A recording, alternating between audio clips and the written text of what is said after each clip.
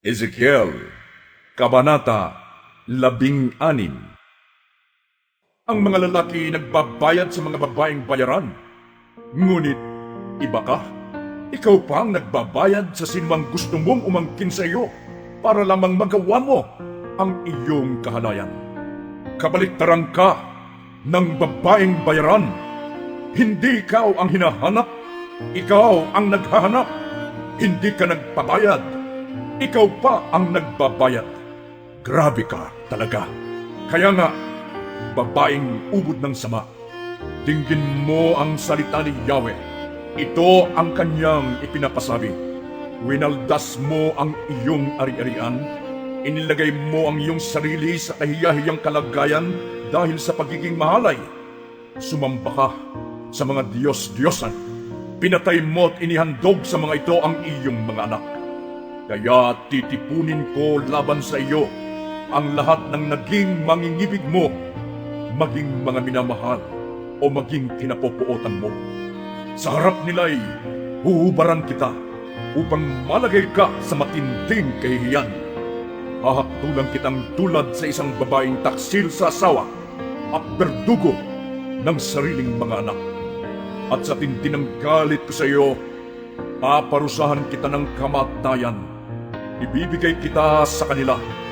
Gigibain nila ang mga altar mong nakaarko at ang mataas na entablado.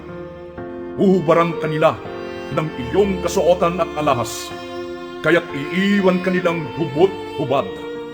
Ipadudumog kanila sa makapal na tao. Babatuhin kanila at ipatatagtad sa tabak. Susunugin nila ang iyong mga bahay at paparusahan sa harapan ng kababaihan. Mapuputol na ang iyong kahalayan at ang pag-upa para lang ang kiningka. Ganyan ko ipararanas sa iyo ang aking matinding galit, bunga ng panibugho. Sa gayon, mapapawi ang aking galit at papayapa na ang aking kalooban. Hindi mo na naalala ang kalagayan mo noong ikaw ay bata, pagkos ay ginalit mo ako ng lubusan dahil sa iyong kasuklam-suklam na gawain. Kaya naman, pagpapayarin kita ng gusto. Dahil sa iyong kahalayang ito at sa kasuklam-suklam mong gawain, ilalapat sa iyo ang kasabihang, kung ano ang puno ay siyang bunga.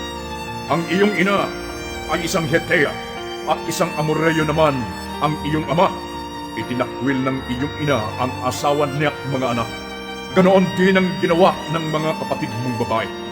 Itinakwil ang asawa at mga anak. Ang Samaria na siyang nakatatanda mong kapatid, pati ng kanyang sakop ay nasa gawing hilaga mo. Sa gawing timog naman, ang Sodoma na siya mong kapatid na bata, pati ng kanyang nasasakupan. Hindi ka pa nasiyahang tumulad sa kasamaan ng iyong mga kapatid. Mas masama ka kaysa kanila. Ako ang buhay na Diyos, sabi ni Yahweh. Ang ginawa mo at ng iyong nasasakupan ay hindi ginawa ng kapatid mong Sodoma at ng sakop nito. Tingnan mo ang mga kasalanan ng Sodoma. Siya at ang kanyang mga anak ay may pagmamalaking kayamanan at kasaganaan sa buhay. Ngunit hindi sila marunong tumulong sa mga nangangailangan. Naging palalo sila. Bukod doon, gumawa sila ng kasuklam-suklam na mga bagay. Nang makita ko ito, pinarusahan ko sila, gaya ng iyong nalalaman. Ang kasalanan naman ng Samaria ay wala pa sa kalahati ng iyong kasalanan. Mas matuwid siya kaysa sa iyo, sapagkat mas maraming kasuklam-suklam na gawain ang iyong ginawa kaysa kanya. Sa iyo babagsak ang bigat ng kahihiyang akala mo ay nararapat sa iyong mga kapatid, sapagkat higit na kasuklam-suklam ang iyong gawain. Kaya mararanasan mo ang kahihiyan at kadustaan, sapagkat sa mga ginawa mo'y lumabas pang mas mabuti kaysa sa iyo ang mga kapatid mo. Ibabalik ko sa dati ang Sodoma at ang mga sakop nito. Ganoon din ang Samaria at ang kanyang nasasakupan. saka pa lamang kita ibabalik sa dati mong kalagayan. Dadanasin mo ang bigat ng parusa at ang kahihiyang bunga ng iyong ginawa. Ito'y magiging pampalubag loob sa Sodoma at Samaria. Kung maibalik na sa dati ang Sodoma at Samaria, saka lamang kita ibabalik sa dati mong kalagayan. Hindi ba't sinisiraan mo ang Sodoma noong panahon ng iyong kapalaluan? Noong hindi pa nalalantad ang iyong kasamaan? Ngayon, ikaw naman ang nalagay sa gayong katayuan. Ikaw ngayon ang usap-usapan ng mga nasasakupan ng Edom. Ikaw ngayon ang kinasusuklaman ng Filisteo. Ngayon ay dadanasin mo ang bigat ng parusang bunga ng iyong mahalay at kasuklam-suklam na pamumuhay. Ipinapasabi ni Yahweh, ilalapat ko sa iyo ang parusang angkop sa pagsira mo sa tipan at pangako. Gayunman, hindi ko na rin kalilimutan ang ginawa kong tipan sa iyo nang ikaw ay bata pa. Ngayon ay gagawa ako ng kasunduan para sa atin. Hindi ito masisira kailanman.